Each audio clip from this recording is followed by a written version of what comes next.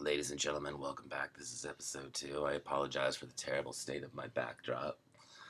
But I'm keeping it real here. I hope you are too. I'm a humble man.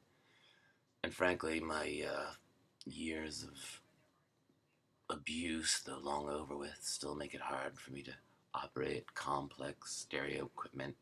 I do have a better microphone and la-da-da, but I just can't get it together, so I'm using the basic screen. But if you believe in me, if you trust in me, that won't matter. I want the message to be pure because I'm lazy. Because this is a lazy man. This is a shortcut, man. Fuck all that rigor. I just ain't got it. I'm sloppy. This is a sloppy man showing you the path to enlightenment. 3 things. First, it's okay to be sloppy and OCD if you want. Just understand nothing is real. That's right. So all is forgiven. Nothing is real. When you die, you wake up in Hashashin's garden, and all things living are or will be enlightened. Those are the 2 things we'll talk about in today's meditation. But first, let's take a deep breath.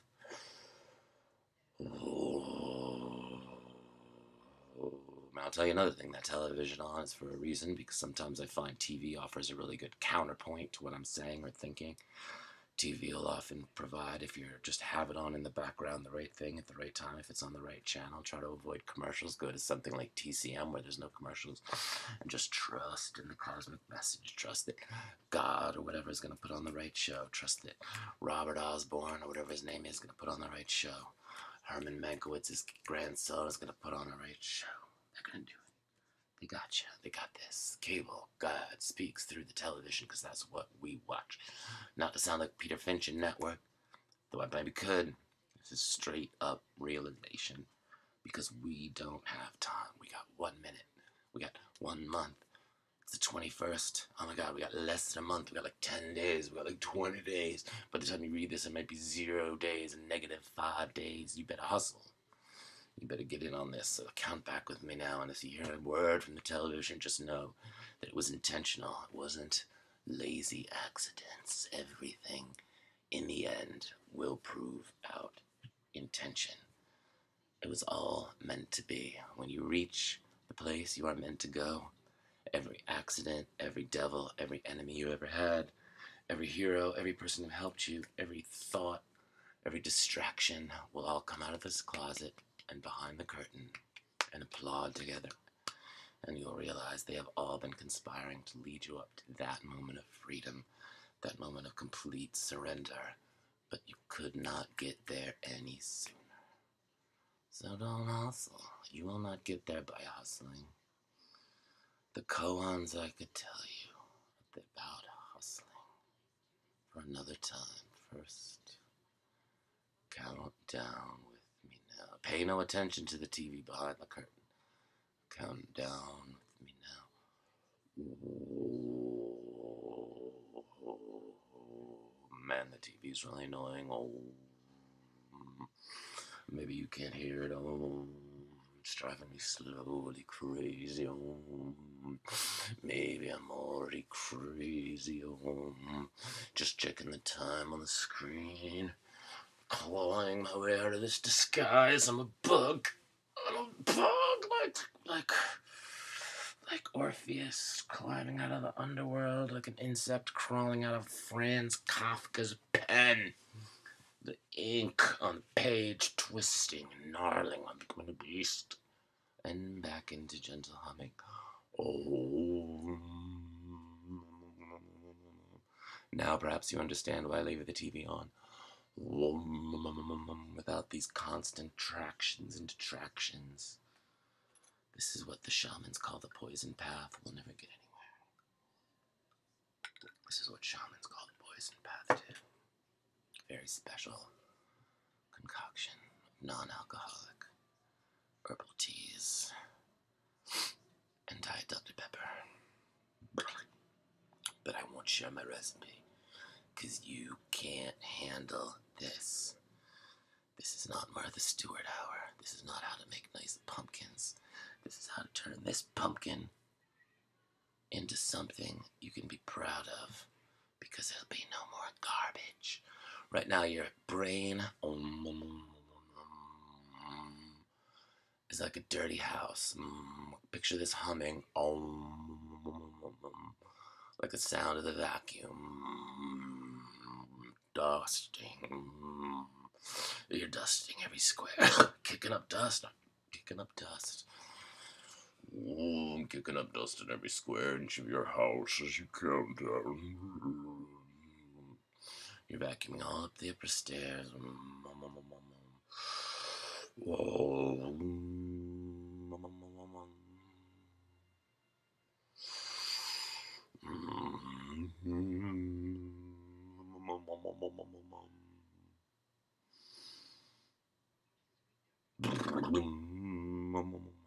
Did you hear that? How the television paused right at that moment. That was no accident. Synchronicities.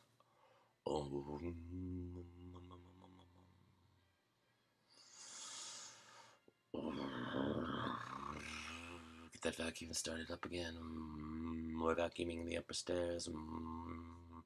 We're heading down to the basement now. You're like, no, there's no basement carpet. But yes, there is, my friend. There's that 70s shag carpet basement down there. Once you go down in that basement, I know you're scared. You're scared to go down into that basement because it's dirty in there. Ooh, I can't go. I haven't been in 20 years. I haven't been in since I was a kid. I haven't been there. I haven't been there since I had my kids. I haven't been there since I drove a car. I haven't been there since I went too far that one time and vowed to never look down there again. And the priests told me not to, and the cops told me not to, and I am not going down there. That's the promise I made to the Lord. I am not going to wind up in the loony bin. I am not going down there, son, daughter.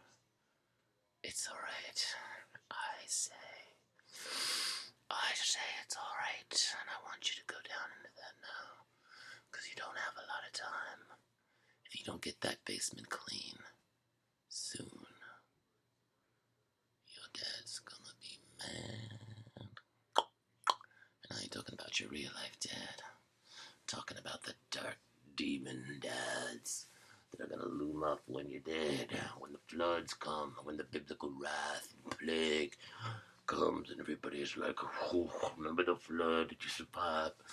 And you're like, yeah, I survived. I survived. Why? Because I cleaned my basement. That water came into my basement. Was nothing to stick to. It just kept flowing. And that's why the demons make your basement as sticky as they do. Because they want the water to stay. So you'll get soggy. So when you try to get your basement clean, when the flood comes, it just gets flooded and fetid and moldy and you can't breathe. And they come in and claim you, going, it's somebody else's fault. Sue FEMA. Sue your mama. Somebody made it happen, but it's not your fault. You didn't look down in the basement. You were a good little person. And now I'm going to eat your soul. You don't want that, so on the count of 3, I want you to unlock that basement. Take off all those locks. Yeah, take them off. Take them off and go down those stairs with me. Bring the vacuum. Bring it down.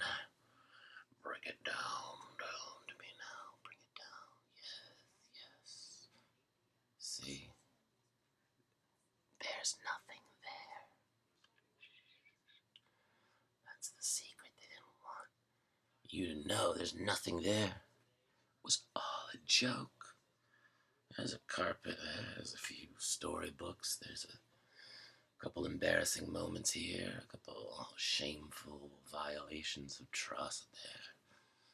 But now that you look at them, they crumble because they're so old. Kind of pathetic. In fact, you can love them and say, I love you, man. Thanks for watching the basement. Thanks for occupying the basement. But now, drain out. And you just sweep it all down the storm drain in the center of the basement. There it is. That's the storm drain. Every last thing and problem about yourself, you know. Release and accept. Release it and accept it. keep that brain humming. Om. Just listen to the sound of my voice, but keep humming. Om. All that has been returned as it owed. The fish truck explodes. Om. That's a Bob Dylan reference, in case you were wondering. Bob Dylan reference from Visions of Johanna. I should copyright so you know. I'm sure Capitol Records, whoever. Columbia Records, I want that. In the corner, MTV style. Yo, can we edit that part out? Can we edit that part out? Oh, fucking hurt my back. Are we almost out of time?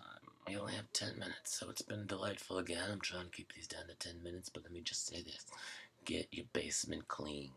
Get your basement clean, because the ascension is here. It's time. It's like a bargain. It's like half off enlightenment.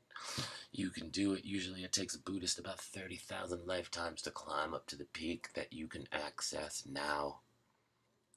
All you have to do is stop judging. Retired from the bench. Just tell anybody who wants you to hate with them. Let's go down the street and hate on the neighbor. Say, sorry, I retired from the bench, Erich says. On the condition of my shamanic merit badge, I cannot judge others or things anymore. I can only see things as good and true. And that doesn't mean I have to let thugs wander through my house. But if you accept that open judgment, you will understand how to get rid of those thugs. People who haven't accepted that open judgment will let thugs come into their house because they're too filled with conflicting emotions. They want to be a decent host. They don't want to say no. They don't want to get in trouble. They're like easily cowed by manipulative fucks like these thugs. But if you're open, you can lovingly slam the door in their face and laugh when they swing a knife at you and cheer and say, oh, sorry, bud, and punch him in the face. Turn to the movies again for examples of this. Crocodile Dundee is a great example. He punches bad guys out and then, helps them, smooths their hair because he's not mad. He still loves them, and that's the trick. In AA they say, we will instinctively know how to handle situations that used to baffle us. And that is true. If you pray with me now, vacuum out that carpet in the basement. Get that basement clean. Let all the skunky demons up. Love them all and accept them all, but do not hold on to them all. Do not wallow in the guilt they provide. Do not let your ego get all self-righteous about forgiving them and cry with the beauty that now you're forgiving yourself. No, let that go too, because you can't judge what you're doing at all. You can only accept it with benevolent tolerance. I know it sucks. I know it's hard. But just don't judge it as being sucky or hard. Another homework thing you could watch is Yellow Submarine, of course, because you'll see how John Lennon defeats the Blue Meanies with the word love, turning no into no, and other words in a kind of an electric ladyland, electric company, spelling bee, Sesame Street, super jive, all non-violent, very inspirational. Another thing, of course, is professional wrestling. Maybe there's something gay about it, I don't know. I used to be able to judge, but now I can no longer judge. I'm retired from the bench. But what is beautiful about it, if you watch the movie The Wrestler, is you understand that conflict can be a joy. You can have love and non-judgmental Buddhist compassionate conflict. Because it's fake. Robert Pattinson, I almost said Robert, General Patton is who I mean. Understood that too. He loved war. That's why he was so good at it. But it's not like he was afraid or wouldn't kill his enemy. He just knew how to kill his enemy with love, with kindness, with the rigid discipline. This is the kind of thing that is okay for the Buddhist mindset. Actually, I can't speak for the Buddhists. In my mindset of perfect love and acceptance of all things, even the intolerant and judgmental people who make the world go round. They make it fun. They make it crazy. Enjoy them. Embrace them, because soon they'll be gone. Because we won. We already won. So count back with me now. 10,